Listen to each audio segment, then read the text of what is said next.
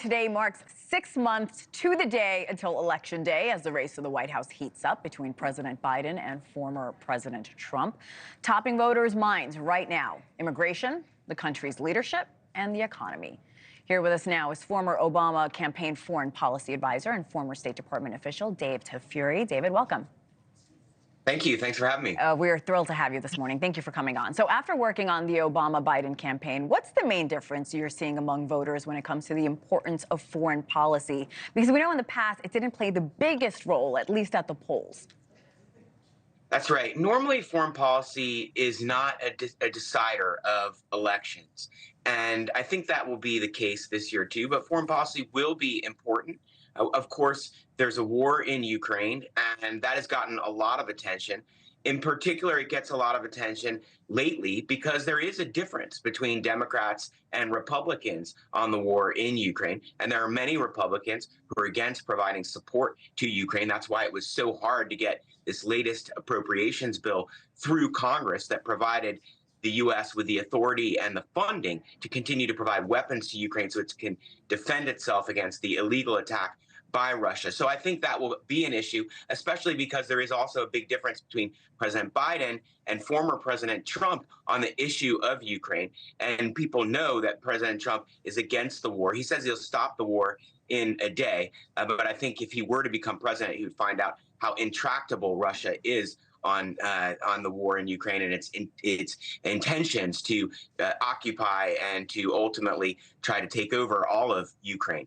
There are other issues as well. China is a big issue, and I expect in the debates, for instance, there will be debate between Trump and Biden on who's tougher on China. The reality is that the policy of Biden on China didn't change a lot from the policy on Trump, although one key difference that I think President Biden would speak about during a debate is how he has been able to get a number of Asian countries in the Asia-Pacific region to be closer allies to the U.S., and that's an important way to push back against China. President Trump likes to go on his own. When he was president, he didn't put a lot of emphasis on our alliances, either in the Asia region or in Europe, for instance. And I think NATO finally will also be a big issue. President Trump is not a big supporter of NATO. President Biden has used NATO effectively, particularly in terms of getting support for Ukraine against the war and the invasion by Russia. David, as you well know, many voters have expressed concerns over Biden's age, handling of the economy. You and I just talked about the border.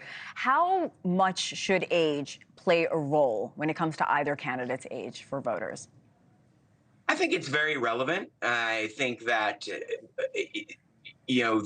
both presidents are very senior, and they're not that far different in age, about 3 years. And but more important than age is competency.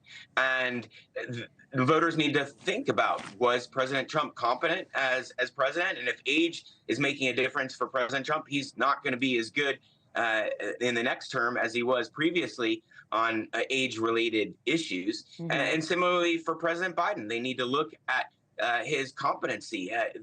But the fact of the matter is that he's done a very good job over the last few years as the president. He's led us on the foreign policy issues that I just talked about. The economy is doing well. Maybe people don't feel that as much, but if you look at the indicators, they're strong. David, Biden is receiving a lot of pushback from voters on his stance on the Israel-Hamas war. If you were Biden's campaign foreign policy advisor, what would you tell the current president? Well, this is also a very tough issue. President Biden is a staunch supporter of Israel, and we see that. He's just helped push through more aid and assistance to Israel for weapons and for their armed forces. Across college campuses, students are upset about what is happening in Gaza. What President Biden needs to say to the American people and explain to the American people, especially these enthusiastic students who are protesting, is how we are doing more to convince Israel that it needs to curb its military measures so that there's not so much collateral damage in Gaza. And so far, the administration has not been able to convince Israel to be more conservative in terms of its strikes inside Gaza, and has not been able to convince Israel to do the things that are necessary to achieve a ceasefire in Gaza. And it also has not been able to convince Israel to allow more shipments and aid and assistance into Gaza. And these are the flashpoints between the U.S. and Israel. Thanks for watching. Go to joinnn.com to find News Nation on your television provider. And don't forget to click the red subscribe button below to get more of News Nation's fact-driven, unbiased coverage.